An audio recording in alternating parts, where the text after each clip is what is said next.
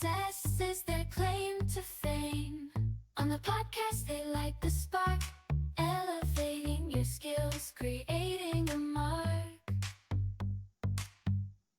Let's dive deeper into the playbook, the secrets they share.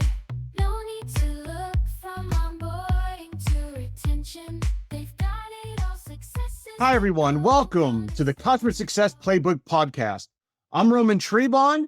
My co-host, Kevin Metzger, unable to join us today, so it'll just be me flying solo. If you're listening, please do us a huge favor and give our show a rating, subscribe, and like so we can continue to grow our audience.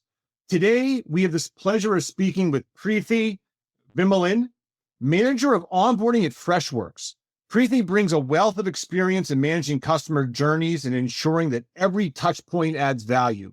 She's been instrumental in crafting strategies that not only guide customers through the initial onboarding phase, but also ensure they receive continuous support throughout their journey. In today's episode of the Customer Success Playbook, we delve into the customer journey from onboarding to renewal. Preethi's going to walk us through the 5 key phases: onboarding, adoption, dependency, value, experience, and growth, discussing the importance of nurturing each stage and how dedicated teams can cater to distinct phases to maximize customer satisfaction and retention. Preethi, first off, welcome to the show. Thank you so much for having me on the podcast today. I think it's a real pleasure to be here, and I'm extremely excited about this opportunity to dive into something that I'm very passionate about, ensuring that customer success happens throughout their journey with any organization. So thank you again.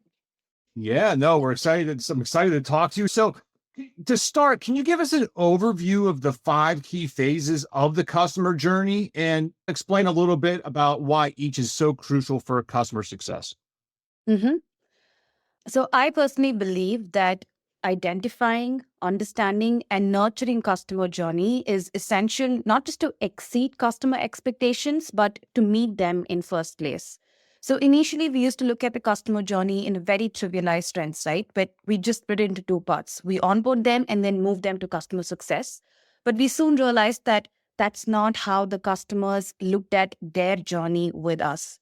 Let's take a simple example. Imagine that you are an Android user and you are switching to an iPhone for the very first time. Your journey with the iPhone is not going to be the same throughout your lifetime with it. Like, it is going to differ. Your expectations and what you're looking out of it will differ based on how long you've been using it. For example, the first few weeks, you want to focus on 3 things. You want to ensure that you're able to make, receive calls. You set up your most important apps, like, the most frequently used ones like WhatsApp, getting to know how to set up that alarm, how to click those pictures, record those videos, etc. And you want to do it in a simpler way compared to your previous phone experience. Your new phone could be way better, but you still need some time to get used to it. Now, expanding this into the world of SaaS is what we call the onboarding phase. The focus is very simple. We want to simplify the existing process and set them up. We identified the most important process, the processes that creates the most impact, and have them implemented. And most importantly, we help our customers train their teams so they feel confident about the product right from day one. Onboarding is all about making that first impression count. Now, going back to your phone example, now that you're comfortable with the basic functions, you'd now be curious about what else the phone can offer. Maybe set up those widgets, start using notes, Siri, and shortcuts. Now, this is what we call an adoption phase. So we focus on guiding the customers to explore the key features that aligns with their specific needs, because the goal is not just to use the product, but to use it effectively in a way that drives value for their businesses. Higher adoption rate usually means higher satisfaction and lower churn too. That's the second phase. The third one is a definition of how integral you've become. Let's take the example of a phone again. When you start adopting it, it's no longer just a phone. It's literally a tool that you rely upon. Similarly, in the third phase, you transition from the product being a useful tool to being an indispensable part of their day-to-day activities. Our role here is to deepen their engagement by introducing advanced features, offering continuous support, and ensuring the product remains integral to their success. The fourth one is the value realization phase. It's all about, hey, how much time you've saved with your phone, or how secure is the Apple ecosystem for you, or just convenience of having everything work together seamlessly, right? So this is the phase where we help our customers measure the benefit of using our solution. Our job is to make sure that they see and feel this value consistently, which solidifies their commitment to our product. And finally, it's the growth phase. When you're happy with your iPhone, you're naturally going to start considering other products, iPad, Apple Watch, or you might even recommend it to your friend. This is where the relationship deepens and expands, because we want to expand our partnership with the customers. We want to help them find more ways to succeed with our solutions. So in essence, each phase of the customer journey is built upon the previous one. The idea is to create a cumulative effect that drives satisfaction, retention, and growth. Yeah, I love that, Preethi. So, from your experience, as a client moves through those different journeys, and thanks for giving us the background and explanation on those. And I love the phone example because we're all familiar with phones and how they work, right? So it's perfect. Typically, across that journey, where does does the journey break down, or where does there issues? From your experience, where do they start? Does it start in onboarding, or do you think most companies get that part down, but then they don't really get into the adoption phase, the dependency phase? Curious where SaaS companies typically have struggles tying in that end-to-end customer journey. I think it's in two places. First is with the adoption phase. Most companies think that once we help the customers with the 0 to 1 journey, we've set them up for success.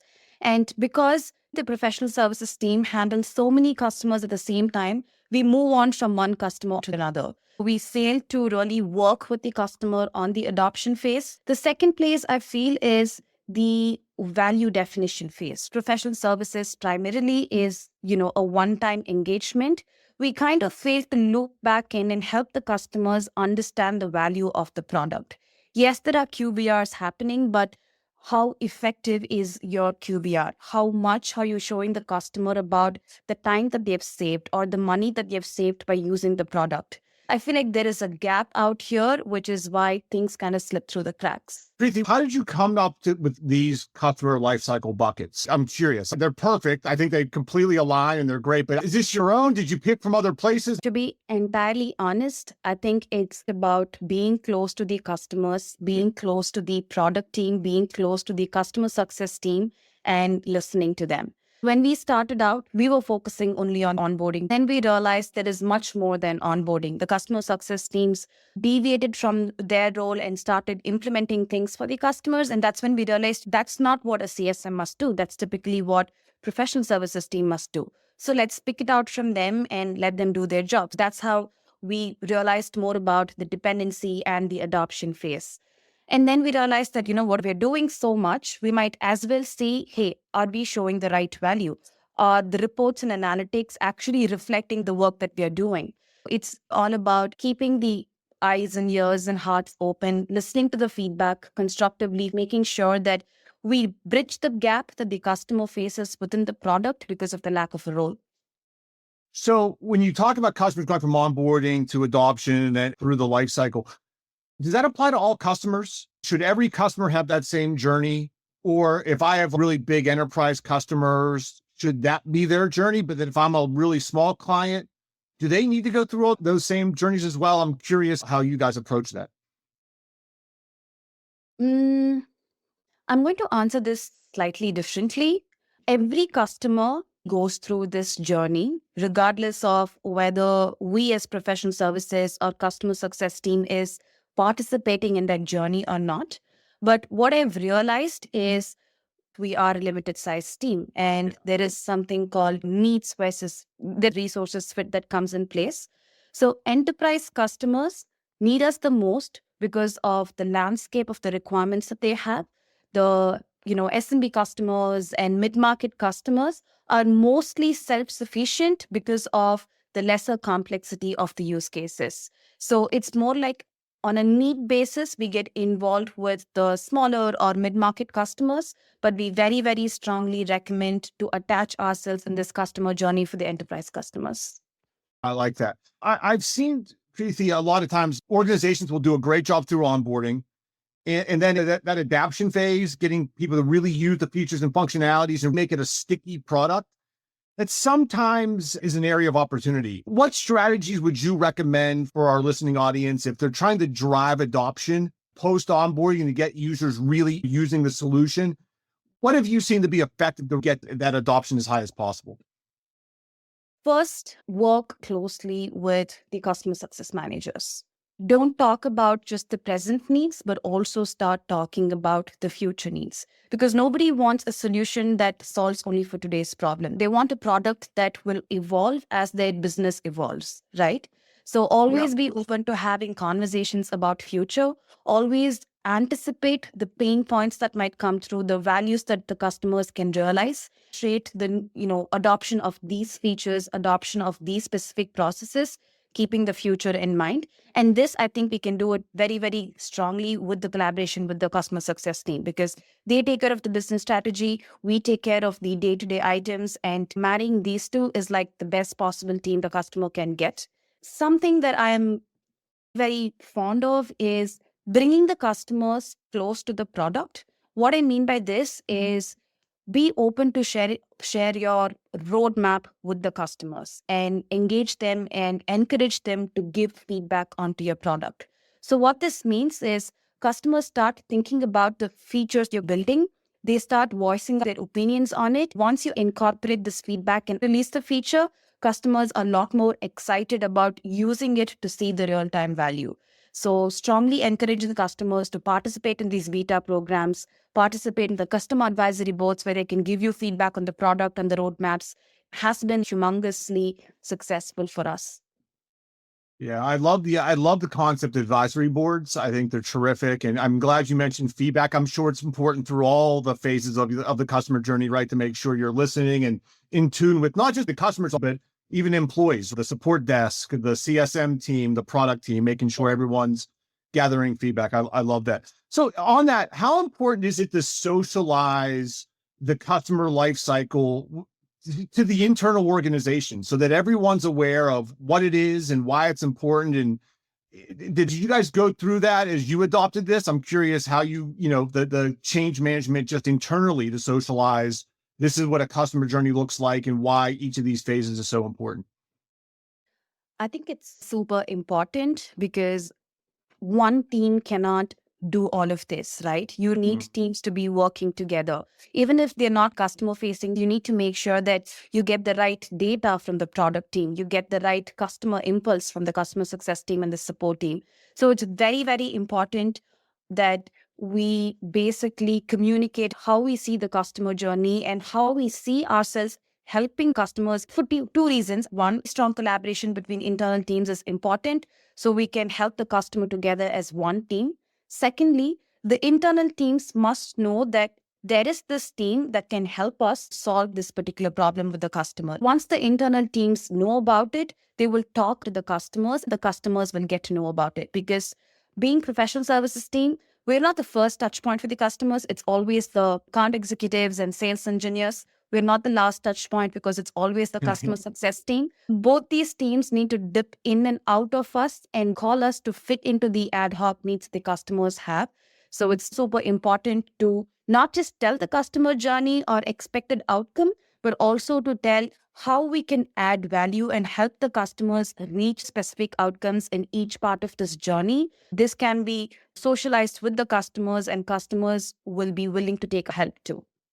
I love that. And you've hit the nail on the head. Client success or customer success it's an organization doctrine, right? The entire organization owns customer success.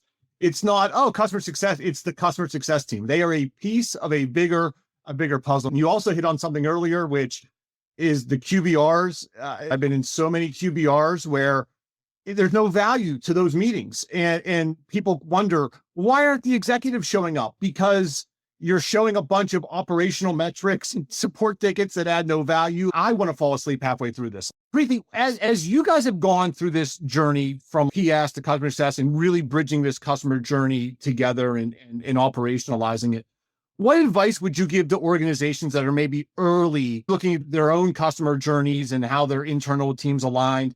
Any lessons learned from when you guys went through it that you would share with our audience? A lot. Good. Because it's not like we could implement it the very next day, right? It really took us a long time to get where we are. And I think it's also important to highlight that we're still not perfect. We are still learning and trying to improve on this journey. But if I have to possibly think about top 3 lessons, one would be have extremely close relationship with the sales team and the customer success team. Build collaterals that are easy to digest so they are able to consume what value that you can add and they are able to socialize it with the customer. The second, make sure that you are rightly skilled. You have skilled people. You are enabling your teams internally as well. You don't throw them into a storm and ask them to figure it out, but you actually work out the mechanics of it, enable your team, support your team so they can make their customer successful, making sure that you're rightly resourced, making sure that there are right skilled people in your team to support the customers onto this journey. That's second.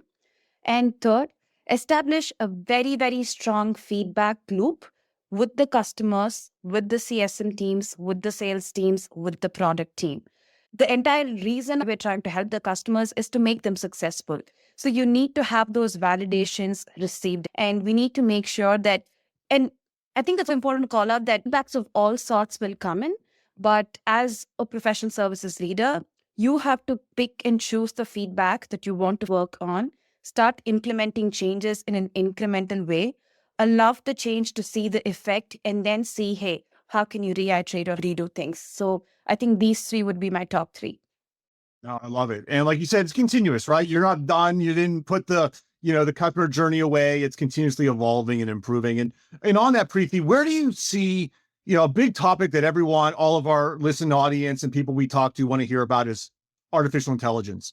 So I'm curious, as you look at your customer journey today, and what role does AI play, or do you foresee AI potentially playing as you continue to refine your customer journey?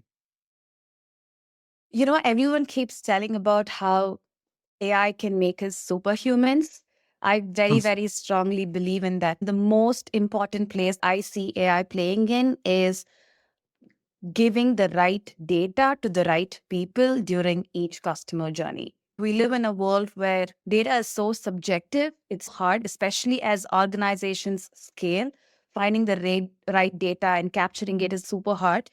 So I think AI plays a super important role here. The second place that I see AI being helpful is in terms of helping us with the admin work, with the right documentations needed, the right templates needed, showing us trends on what's working and what's not working. So I really see AI playing like a super important role here. But this is an interesting question. What's your point of view here? Well, you've already teed up one, which is the next best action, right? So help me do the next best action. I also think AI, it's going to take a lot of and it already is within my organization, a lot of the low value work out of the equation, which frees up time to really focus on the important tasks that matter to our clients. And the other thing I think is data. There's so much data, and it really takes a lot of time to really analyze and understand where clients may have opportunities to take on some of those advanced features, right? Based off the data. And today, and at least in today's world, that in our org, it's manual. It takes a lot of time. And I think AI can do that at super speeds with tons of data, where now instead of trying to find where the client could use some additional services or features, the AI is going to already point us there, and then we can start to have those conversations. I'm looking forward to that for sure. Absolutely. All right, Preethi, we've gotten to the point now. We're going to get into our rapid fire questions. Are you ready for this? I think so. Are you an early bird or night owl? Early bird. How early? What time you get up in the mornings? 4:30 is my sweet spot. I love it. We're on the same schedule. I love it. A place you'd like to travel that you've never been. That's an interesting question. So I very, very recently, I've been hooked onto these videos of Svalbard. I hope I'm pronouncing it right. So Svalbard is, part of Norwegian region, but it's not really part of Wow. Schengen. And it's the northmost part of the Arctic Circle. It's very small, about 56 kilometers, very less people there. So that's on my bucket list. So Oh, that would be awesome. Yeah, send some pics if you go there. That'd be great. Okay. Do you have a personal or professional book recommendation? personal book recommendation. There's this book called Flow by Mihaly. I absolutely love it. And the second book that I really like is The Courage to be Disliked. So I think just by my book recommendations, you would notice that I'm very spiritual. I love reading about life and stuff like that. So yeah.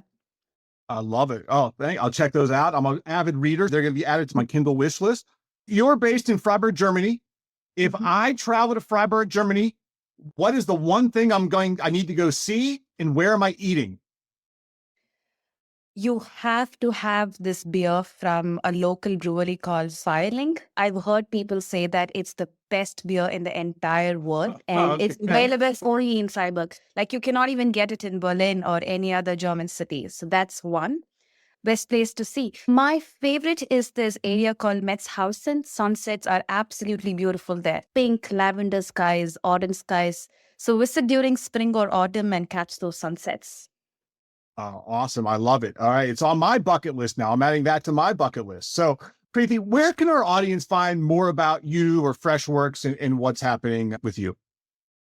I think LinkedIn is the first place. I'm unfortunately very social media averse, so I'm not in any other social media except for WhatsApp. But people can Google Freshworks. Freshworks is a very widely used software, especially in the world of customer support and IT. So just Googling would be the best place. Preethi, thank you so much for joining us. I really enjoyed the conversation and learning about your customer journey and how you got to that. We really appreciate it.